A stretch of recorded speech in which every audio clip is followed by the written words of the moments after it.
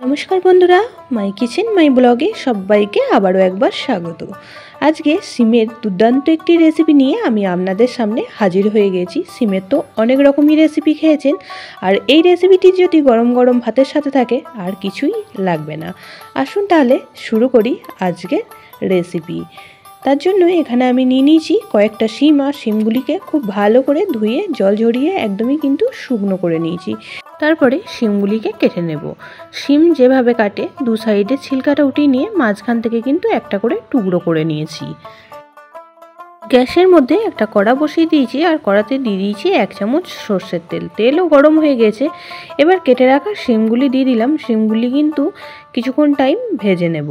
সমস্ত শিমগুলি দিয়ে দেব খুব সামান্য পরিমাণ হলুদ গুঁড়ো আর দিয়ে দেব খুব সামান্য পরিমাণ লবণ দিয়ে শিমটাকে ভেজে তুলে নেব।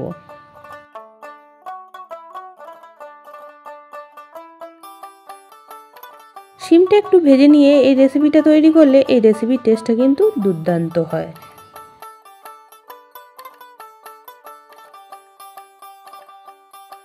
এদিকে শিমটা ভাজতে দিয়ে এই রেসিপির জন্য আমি একটা মশলা রেডি করে নেব। তার জন্য এখানে একটা মিক্সিং জার নিয়ে নিয়েছি আর দিয়ে দিচ্ছি 1 চামচ কালো সরষে আর 2 চামচ তিল দিয়ে একটা পেস্ট রেডি করে নেব। পেস্টটাও রেডি করে নিয়েছি আর এদিকে শিমগুলিও কিন্তু ভাজা হয়ে গেছে। তেল ঝরিয়ে তুলে রেখে দিচ্ছি। শিমগুলি ভেজে তুলে নিয়ে অবশিষ্ট তেলের মধ্যে আরও 1 চামচ তেল আমি অ্যাড করে দিলাম। আর এই রেসিপিতে অবশ্যই করে যেন সর্ষের তেলই বানাবেন। সর্ষের তেলে বানালে কিন্তু এই রেসিপির টেস্টটা খুবই ভালো আসে। দিয়ে দিলাম ফোড়ন হিসাবে এখানে 1/4 চামচ কালো জিরে আর 4টে কাঁচা লঙ্কা।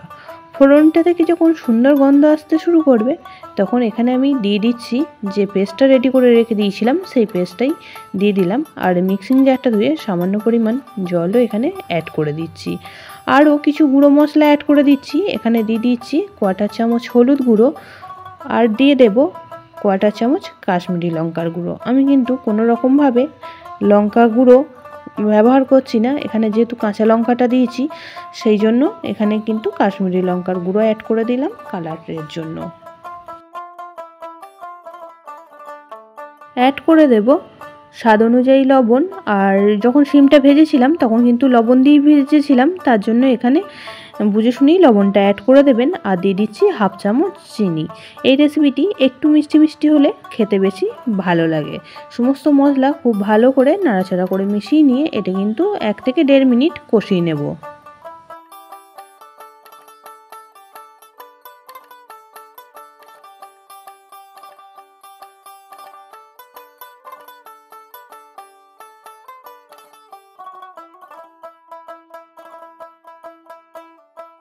মশলাটা খুব সুন্দরভাবে কষানো হয়ে গেছে। এবার ভেজে রাখা শিমগুলি অ্যাড করে দিলাম। খুব ভালো করে একবার নাড়াচাড়া করে মিশিয়ে নেব।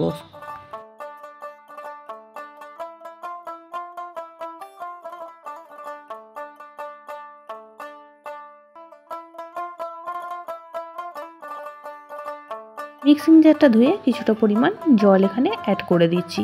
এই রেসিপিটিতে কিন্তু বেশি জল দেওয়ার প্রয়োজন নেই, কারণ রেসিপিটি কিন্তু একদমই মাখো মাখো হবে আর মাখো মাখো হলেই কিন্তু খেতে বেশি ভালো লাগবে। খুব অল্প পরিমাণে জল এখানে কিন্তু অ্যাড করে দিয়েছি।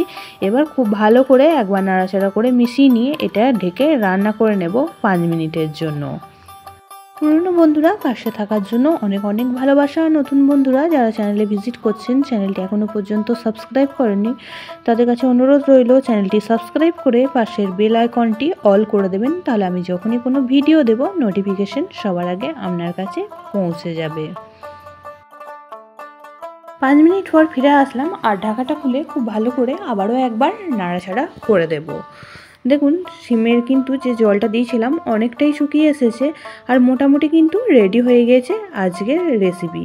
আর এই রেসিপিটি কিন্তু গরম গরম ভাতের সাথে থাকলে আর কিছুই লাগবে না।